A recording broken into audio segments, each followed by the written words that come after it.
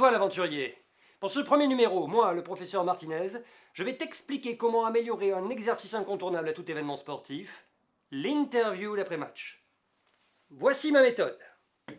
L'interview, c'est cet exercice que les journalistes adorent et que les sportifs redoutent. Remarque, tu m'étonnes qu'ils la redoutent. Tu viens de te taper un 10 000 mètres face à des Kenyans surmotivés qui courent à la vitesse d'une mobilette quittée avec un pot Poligny. Et là, surgit un mec, il arrive, il te demande si ça va, si tout va bien, si t'es content. Moi, je soupçonne les sportifs français de faire de la merde uniquement pour éviter Nelson. Je suis premier, je vais la gagner cette course-là. Par là. Oh non, c'est Nelson. Oh non, pas lui. Oh non. Oh non, vilain Nelson, vilain, non. Et le problème, c'est qu'un mec qui a couru 90 minutes dans le froid ne peut pas nous faire une explication de texte, thèse, antithèse, synthèse, dans le plus pur style de Rimbaud. Ouh, Rainbow. De quoi se poser la question, comment améliorer les interviews d'après-match? Et une interview d'après-match, c'est souvent aussi passionnant qu'un film ouzbek sur la vie de Michael Jackson. Ouzbek. Bref, il y a plusieurs catégories d'interviews qui peuvent être résumées par les footballeurs eux-mêmes. Les meilleurs. Il y a ainsi le mec qui perd pied dans tout ce qu'il dit. Sans se caresser dans le bon sens des poils du dos. Donc on a... Il y a le mec qui foire toutes les expressions françaises. Il faut qu'on tire tous dans le même bateau. Le génie. C'est une réflexion qui doit beaucoup réfléchir. Et enfin, le mec un petit peu chaud, quand même. Et au milieu de tout ça, le néant.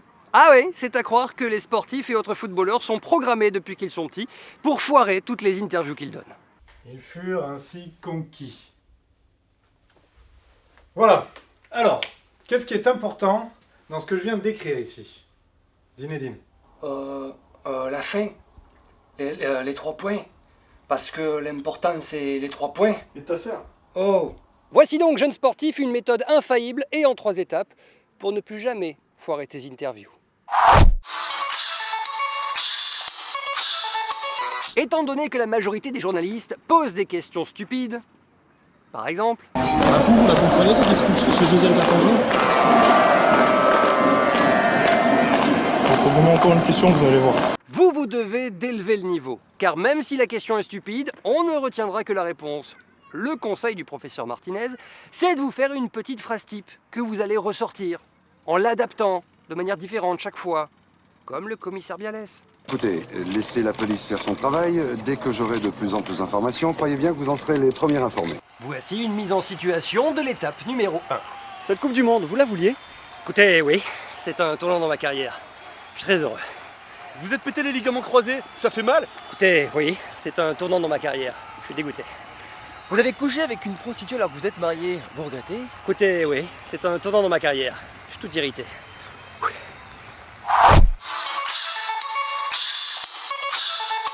Parce qu'on ne parle comme ça que dans un monde parallèle où le Becherel n'existe pas.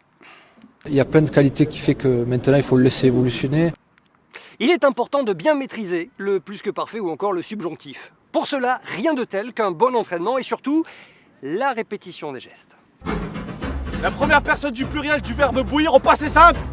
Nous bouillave? Non, réfléchis. Oh là là. Ah oui, nous bouillime. C'est bien, continue. Conjugue le verbe convaincre plus que parfait maintenant. Non. Si.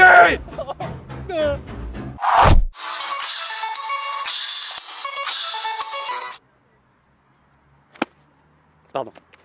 Une interview à la télé, c'est pour parler de son sport et de son sport uniquement. Vous n'êtes pas là pour faire tourner la skyroulette, les mecs. Donc on oublie les hype, les dédicaces, les j'en place une, les yo-yo, tout ça. On oublie. Parce qu'en plus, tous les joueurs viennent pas des quartiers, ça pourrait très vite être ridicule. Vous avez un petit message à faire passer?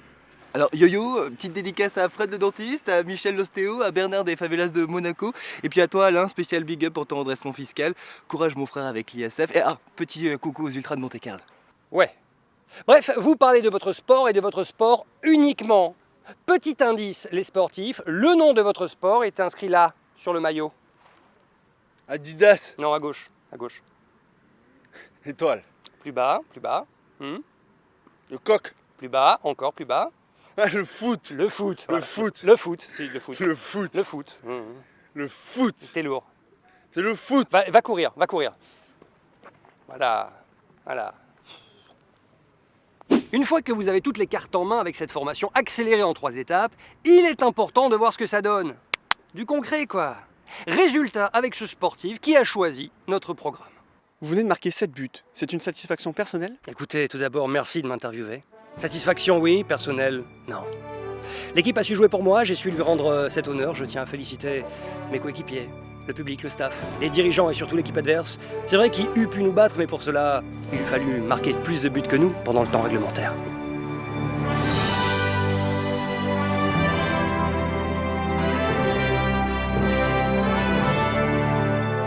On y est arrivé! On y est arrivé! On y est arrivé, oui! Commandé sur France Télévisions. Alléluia! J'espère que c'est clair pour tout le monde maintenant. Par contre, on ne garantit pas l'efficacité de cette méthode à 100%. Et là, je pense qu'il fait là le contexte à championnat, ça m'a reboosté un peu plus. Là, je retrouve mes sensations de départ. La prochaine fois, moi, le professeur Martinez, je vous expliquerai notre nouvelle formation en 3 étapes. Comment garder du style au boulot en ayant la gastro. Yes, I want you. What you gonna do? Baby,